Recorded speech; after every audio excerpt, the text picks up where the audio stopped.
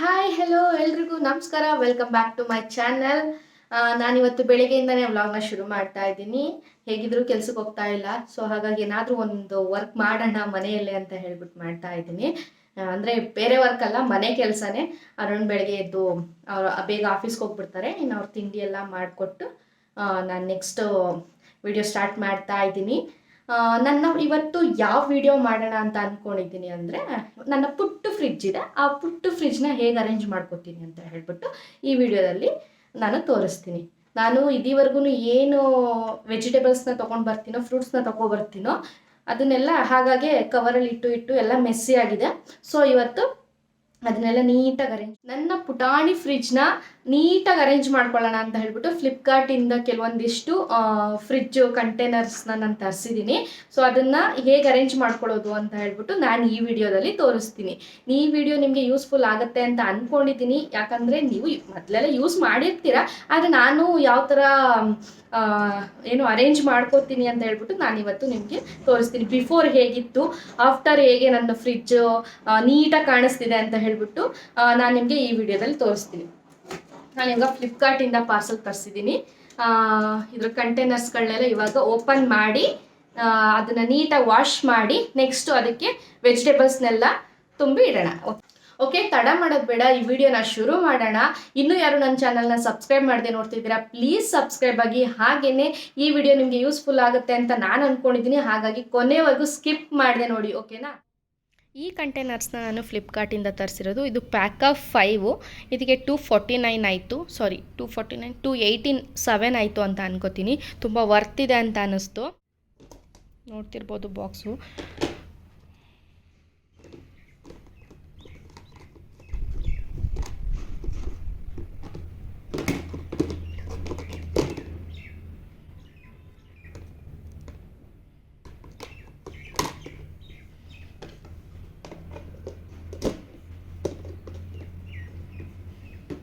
ಈ ಸ್ಟೋರೇಜ್ ಬಾಕ್ಸ್ಗಳು ನಿಮಗೂ ಯೂಸ್ ಆಗುತ್ತೆ ಅಂತ ಅನಿಸಿದ್ರೆ, ಇಷ್ಟ ಆದರೆ ಬೈ ಮಾಡಬೇಕು ಅಂತ ಅಂದರೆ ನಾನು ಡಿಸ್ಕ್ರಿಪ್ಷನಲ್ಲಿ ಲಿಂಕ್ ಕೊಟ್ಟಿರ್ತೀನಿ, ನೀವು ಹೋಗಿ ಬೈ ಮಾಡ್ಬೋದು. ನಾನಿವಾಗ ತಂದಿರೋ ಬಾಕ್ಸಸ್ನ ಒಂದೊಂದೇ ಓಪನ್ ಮಾಡಿ ಕ್ಯಾಪ್ಸು ಮತ್ತು ಅದು ಒಳಗಡೆ ಇದೆಯಲ್ಲ, ಅದು ಏನಕ್ಕೆ ಅಂತ ಕೊಟ್ಟಿದ್ದಾರೆ ಅಂದರೆ, ನೀರೆಲ್ಲ ಕೆಳಗಡೆ ಸ್ಟೋರ್ ಆಗುತ್ತೆ, ತರಕಾರಿಗಳಿಗೆ ಅಂಟಿದಾಗ ಅದು ಕೊಳೆಯೋ ಚಾನ್ಸಸ್ ಕಡಿಮೆ ಇರುತ್ತೆ. ಅದಕ್ಕೋಸ್ಕರ ಅದು ಕೊಟ್ಟಿರ್ತಾರೆ. ಅದನ್ನೆಲ್ಲ ನೀಟಾಗಿ ಸೋಪ್ ಹಾಕಿ ವಾಶ್ ಮಾಡಿಕೊಂಡು ಅದನ್ನು ಹಾಗೆ ಡ್ರೈ ಮಾಡ್ಕೊತೀನಿ. ಆಮೇಲೆ ಒಂದು ಬಟ್ಟೆ ತೊಗೊಂಡು ಒರೆಸ್ಕೊಂಡು ತರಕಾರಿನೆಲ್ಲ ಹಾಕೊಳ್ಳೋಣ ಅಂತ ಅಂದ್ಕೊಂಡಿದ್ದೀನಿ. ಇವಾಗ ನಾನು ನನ್ನ ಪುಟಾಣಿ ಫ್ರಿಡ್ಜ್ನ ನಿಮಗೆ ತೋರಿಸ್ತಾ ಇದ್ದೀನಿ. ಇದು ಬ್ರ್ಯಾಂಡು ಸ್ಯಾಮ್ಸಂಗ್ ಬ್ರ್ಯಾಂಡು. ನಂಗೆ ಸಿಕ್ಕಾಪಟ್ಟೆ ಇಷ್ಟ ಆಯಿತು. ಇದು ಸಾಕಲ್ವ ನಮ್ಮ ಮನೆಗೆ ಅಂತ ಹೇಳ್ಬಿಟ್ಟು ಇದನ್ನ ತೊಗೊಂಡಿರೋದು. ನನಗೆ ಡಬಲ್ ಡೋರು ಮತ್ತು ಸೈಡ್ ಬೈ ಸೈಡ್ಗಿಂತ ಇದೇ ಇಷ್ಟ. ಬಜೆಟ್ ಫ್ರೆಂಡ್ಲಿ ಕೂಡ ಹೌದು. ನನಗೆ ಇವಾಗ ನನ್ನ ಬಜೆಟ್ ಇದ್ದಿದ್ದಿಷ್ಟೇ, ಹಾಗಾಗಿ ನಾನು ಚಿಕ್ಕದೇ ತೊಗೊಂಡಿದ್ದೀನಿ. ನೆಕ್ಸ್ಟ್ ಏನೋ ಫ್ಯೂಚರಲ್ಲಿ ಸ್ವಲ್ಪ ದೊಡ್ಡ ತೊಗೊಳ್ಳೋಣ ಅಂದಾಗ ತೊಗೋತೀನಿ. ಸದ್ಯಕ್ಕಂತೂ ನನಗೆ ಸಿಕ್ಕಾಪಟ್ಟೆ ಇಷ್ಟ ಆಯಿತು, ಹಾಗಾಗಿ ತೊಗೊಂಡಿದ್ದೀನಿ. ಮತ್ತು ಆಫರಲ್ಲಿ ಕೂಡ ಸಿಕ್ತು ನನಗೆ, ಅದಕ್ಕೆ ತೊಗೊಂಡೆ. ಇಲ್ಲಿ ನೋಡ್ತಿರ್ಬೋದು ತರಕಾರಿ ಎಲ್ಲ ಹೇಗೆ ತಂದು ಹಾಗೆ ಇಟ್ಟಿದ್ದೀನಿ. ಫ್ರಿಡ್ಜ್ ತುಂಬ ಬರೀ ಕವರ್ಸೇ ಇದೆ. ಕ್ಲೀನ್ ಮಾಡಿದಾಗ ಎಷ್ಟು ಕವರ್ ಸಿಗುತ್ತೆ ಅಂತ ಹೇಳ್ಬಿಟ್ಟು ಹೇಳ್ತೀನಿ. ಬೇಲ್ದೆಣ್ಣೆಲ್ಲ ಹಂಗೆ ಇಟ್ಕೊಂಡಿದ್ದೀನಿ, ಅರುಣ್ಗೆ ಜ್ಯೂಸ್ ಇಷ್ಟ ಅದ್ರದ್ದು ಅಂದ್ಬಿಟ್ಟು. ಮತ್ತು ಈ ಕಡೆ ನೋಡ್ತಿರ್ಬೋದು ಮಸಾಲ ಪೌಡರ್ಸು ಅದು ಇದು ಎಲ್ಲ ಹಾಗೆ ಮೆಸ್ಸಿಯಾಗಿದೆ. ಈಗ ಇದನ್ನು ಕ್ಲೀನ್ ಮಾಡೋದೇ ನಂದು ದೊಡ್ಡ ಟಾಸ್ಕು.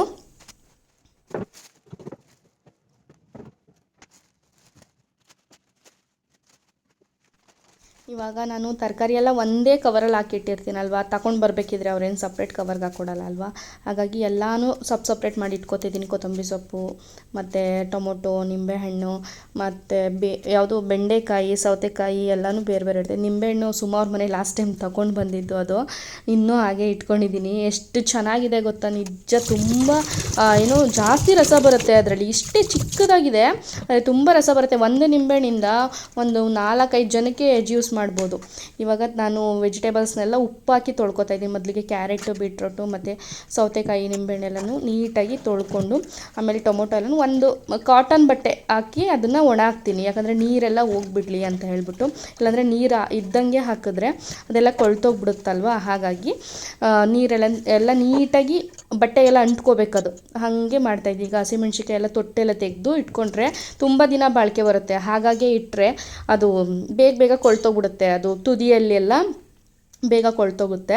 ಅದಕ್ಕೋಸ್ಕರ ಈ ಥರ ಎಲ್ಲ ಕ್ಲೀನ್ ಮಾಡಿ ಇಟ್ಕೋತಾ ಇದ್ದೀನಿ. ಈಗ ಫೈನಲಿ ಬೆಂಡೆಕಾಯಿನ ನೀವು ಕಟ್ ಮಾಡಿ ತೊಳ್ಕೊಬೇಡಿ, ಯಾವಾಗ್ಲೂ ಫಸ್ಟೇ ತೊಳೆದು ಇಟ್ಕೊಂಡು ಆಮೇಲೆ ಒಂದು ಚಾಕುಗೆ ಸ್ವಲ್ಪ ಆಯಿಲ್ ಹಾಕ್ಕೊಂಡು ಆಯಿಲ್ನ ಸವರ್ಬಿಟ್ಟು ಚಾಕುಗೆ ಆಮೇಲೆ ಕಟ್ ಮಾಡಿಕೊಂಡ್ರೆ ನಿಮಗೆ ಅದು ಅಂಟ ಥರ ಬರುತ್ತಲ್ಲ, ಅದೇನೂ ಬರೋದಿಲ್ಲ. ಹಾಗಾಗಿ ನೆಕ್ಸ್ಟ್ ಟೈಮ್ ನೀವೇನಾದರೂ ಮಾಡಿದ್ರೆ ಬೆಂಡೆಕಾಯಿನ ಫಸ್ಟೇ ತೊಳೆದಿಟ್ಕೊಂಡು ಆಮೇಲೆ ನೀವು ಕಟ್ ಮಾಡ್ಕೊಳ್ಳಿ. ಫಸ್ಟ್ ಕಟ್ ಮಾಡಿಬಿಟ್ಟು ಯಾವತ್ತೂ ತೊಳೆಯೋಕೆ ಹೋಗಬೇಡಿ. ಮತ್ತು ಕೊತ್ತಂಬರಿ ಸೊಪ್ಪು ಅಷ್ಟೇ ಬೇರೆಲ್ಲ ತೆಗೆದು ನೀಟ್ ಮಾಡಿ ಇಟ್ಕೊತೀನಿ. ಇವಾಗ ಬಾಕ್ಸಸ್ಗೆಲ್ಲ ಹಾಕಿ ಎಷ್ಟು ಕಲರ್ಫುಲ್ಲಾಗಿ ಕಾಣಿಸ್ತಾ ಇದೆ ಅಲ್ವಾ.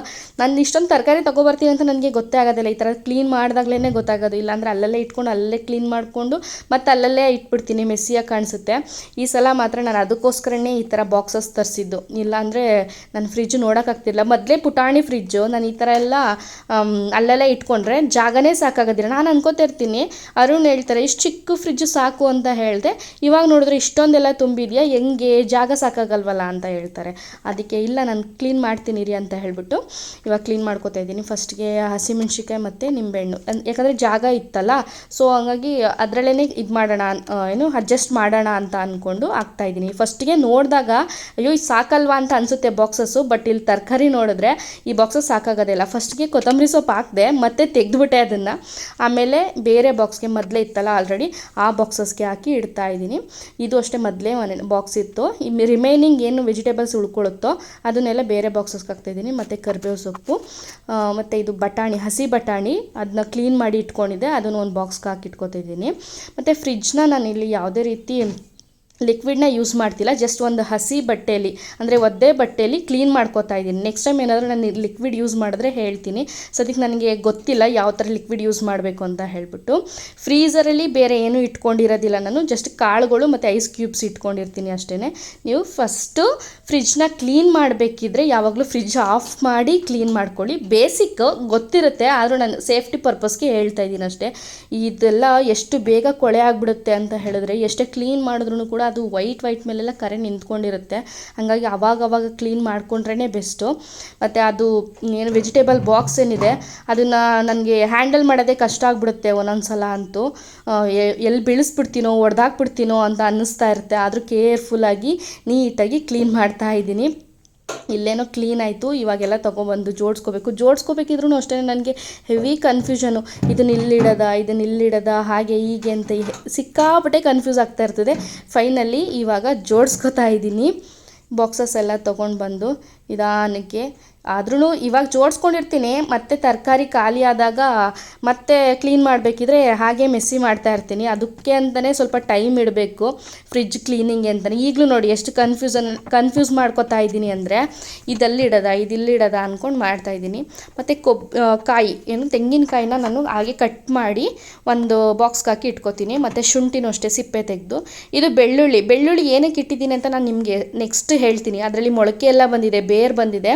ಅದು ಯಾಕೆ ಅಂತ ನೆಕ್ಸ್ಟ್ ಇನ್ನೊಂದ್ಸಲ ವೀಡಿಯೋ ಮಾಡಿದಾಗ ಹೇಳ್ತೀನಿ. ಅದಕ್ಕೆ ಒಂದು ರೀಸನ್ ಇದೆ. ಹಾಗೆ ಮತ್ತು ನಾನು ಉಳ್ದಿದ್ದು ಊಟ ಏನಾದರೂ ಇಡ್ತೀನಾ ಅಂತ ಹೇಳಿದ್ರೆ 90% ಇಲ್ಲ. ಯಾವಾಗಲೂ ಅಪರೂಪಕ್ಕೆ ಏನಾದರೂ ಉಳಿದ್ರೆ ಮಾತ್ರ ಇಡ್ತೀನಿ ಅಷ್ಟೇ.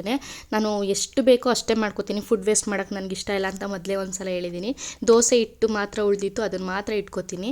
ಇವಾಗ ಡೋರ್ ಕ್ಲೀನ್ ಮಾಡ್ಕೋತಾ ಇದ್ದೀನಿ. ಅಲ್ಲಿ ನಾನು ಬೇಳೆ ಸಾಂಬಾರು ಪೌಡರ್ ಬೇರೆ ಮತ್ತು ಮಸಾಲ ಸಾಂಬಾರು ಪೌಡರ್ ಬೇರೆ, ಅದನ್ನು ಸಪ್ರೇಟ್ ಇಟ್ಕೋತೀನಿ. ಮತ್ತು ಸ್ವಲ್ಪ ಜಿಂಜರ್ ಗಾರ್ಲಿಕ್ ಪೇಸ್ಟ್ ಮಾಡಿ ಇಟ್ಕೊಂಡಿದ್ದೀನಿ, ಅದನ್ನು ಸ್ವಲ್ಪ ಇಟ್ಕೊಂಡಿದ್ದೀನಿ. ಮತ್ತು ಸ್ವಲ್ಪ ಚಟ್ನಿ ಉಳಿದಿತ್ತು ಅದು, ಮತ್ತು ಉಪ್ಪು ಸಾಂಬಾರು ಖಾರ ಅದನ್ನು ಸ್ವಲ್ಪ ಜಾಸ್ತಿ ಮಾಡಿ ಇಟ್ಕೋತೀನಿ, ಅಂದರೆ ತಕ್ಷಣಕ್ಕೆ ಬೇಕಾಗುತ್ತೆ ಅಂತ ಹೇಳ್ಬಿಟ್ಟು. ಇನ್ನು ಮಸಾಲ ಪೌಡರ್ಸ್ಗಳು bisibelebath powder, chilli powder, rasam powder, ಆಮೇಲೆ ಫ್ರೈಡ್ ರೈಸ್ ಪೌಡರು, ಆಮೇಲೆ ಚಿಕನ್ ಮಸಾಲ ಪೌಡರು, ಈ ಥರ ಪೌಡರ್ಸ್ಗಳನ್ನೆಲ್ಲ ಒಂದು ಕಡೆ ಇಟ್ಕೋತೀನಿ. ಇದು ಪಾನಿಪುರಿ ಕಿಟ್ ಬರುತ್ತಲ್ಲ, ಅದನ್ನು ತಂದು ಇಟ್ಕೊಂಡಿದ್ದೆ. ಇನ್ನು ಉಳಿದಿತ್ತು, ಅದನ್ನು ನಾನು ಅಲ್ಲಿ ಇಟ್ಕೋತೀನಿ. ಸ್ವಲ್ಪ ಅವಲಕ್ಕಿ ಇಟ್ಕೊಂಡಿದ್ದೆ. ಇನ್ನು ಡ್ರೈ ಫ್ರೂಟ್ಸು ಖಾಲಿಯಾಗಿದೆ, ಸ್ವಲ್ಪ ಮಾತ್ರ ಇತ್ತು, ಬಾದಾಮು, ಅದನ್ನೆಲ್ಲ ಒಂದು ಕಡೆ ಇಟ್ಕೊಂಡಿದ್ದೀನಿ. ಮತ್ತು ಶಾವಿಗೆ ಆಗಿರ್ಬೋದು, ಕಡಲೆ ಹಿಟ್ಟು, ಮೈದಾ ಹಿಟ್ಟು ನಾನು ಸ್ವಲ್ಪ ಫ್ರಿಜ್ಜಲ್ಲೇ ಇಟ್ಕೋತೀನಿ. ಯಾಕಂದರೆ ಹೊರಗಡೆ ಇಟ್ಟರೆ ಹುಳುಗಳಾಗೋ ಚಾನ್ಸಸ್ ಜಾಸ್ತಿ ಇರುತ್ತೆ, ಹಾಗಾಗಿ ನಾನು ಫ್ರಿಜ್ಜಲ್ಲೇ ಇಟ್ಕೋತೀನಿ. ಇನ್ನು ಟೊಮೊಟೊ ಕೆಚಪ್ ನೋಡ್ತಿರ್ಬೋದು, ಎಷ್ಟು ದೊಡ್ಡ ಪ್ಯಾಕೆಟ್. ನಾನು ಸಿಕ್ಕಾಪಟ್ಟೆ ಸಾಸ್ ಇಷ್ಟಪಡ್ತೀನಿ, ಹಾಗಾಗಿ ಟೊಮೊಟೊ ಕೆಚಪ್ ಜಾಸ್ತಿ, ಅದಕ್ಕೆ ದೊಡ್ಡ ಪ್ಯಾಕ್ ಇಟ್ಕೊಂಡಿದ್ದೀನಿ. ಮತ್ತು ಬಿಳಿ ಎಳ್ಳು, ಆಮೇಲೆ ಶುಗರು ಎಕ್ಸ್ಟ್ರಾ ಒಂದು ಪ್ಯಾಕ್ ಇತ್ತು, ಅದನ್ನೆಲ್ಲ ಒಂದು ಕಡೆ ಇಟ್ಕೋತಾ ಇದ್ದೀನಿ. ಇದು ಮಿಲ್ಕ್ ಪೌಡರು ಎಮರ್ಜೆನ್ಸಿಗೆ, ಹಾಲೇನಾದರೂ ಇಲ್ಲ ಅಂತ ಅಂದಾಗ ಎಮರ್ಜೆನ್ಸಿಗೆ ಅಂತ ಇಟ್ಕೊಂಡಿದ್ದೀನಿ. ಇದು ಅಂಗನವಾಡಿಲಿ ಏನು ನಮ್ಮ ಅದ್ಭುತಕ್ಕೆ ಕೊಡ್ತಾರೆ, ಹಾಗಾಗಿ ಅದು ಇಟ್ಕೊಂಡಿದ್ದೀನಿ. ಅದು ಸ್ವೀಟ್ ಯೂಸ್ ಮಾಡಿದ್ರೆ ಇನ್ನೂ ಚೆನ್ನಾಗಿರುತ್ತೆ.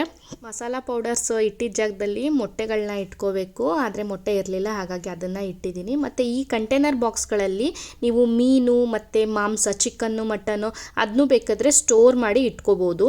ಫೈನಲಿ ನನ್ನ ಪುಟಾಣಿ ಫ್ರಿಜ್ನ ಇಷ್ಟು ನೀಟಾಗಿ ಅರೇಂಜ್ ಮಾಡ್ಕೊಂಡಿದ್ದೀನಿ. ಚಿಕ್ಕದಾಗಿ ಚೊಕ್ಕವಾಗಿದೆ ಅಂತಲೇ ಹೇಳ್ಬೋದು. ಹೇಗೆ ಅರೇಂಜ್ ಮಾಡಿದ್ದೀನಿ ಮತ್ತು ಇದರಲ್ಲಿನ ಚೇಂಜಸ್ ಮಾಡಬೇಕಾ ಅಂತ ಕಾಮೆಂಟ್ ಮಾಡಿ. ನೀವು ಕೂಡ ನಿಮ್ಮನೆ ಇರುವಂಥ ಫ್ರಿಜ್ನ ಇದೇ ಥರ ಅರೇಂಜ್ ಮಾಡ್ಕೊಂಡಿದ್ದೀರಾ ಅಂತ ಹೇಳ್ಬಿಟ್ಟು ನನಗೆ ತಿಳಿಸಿ.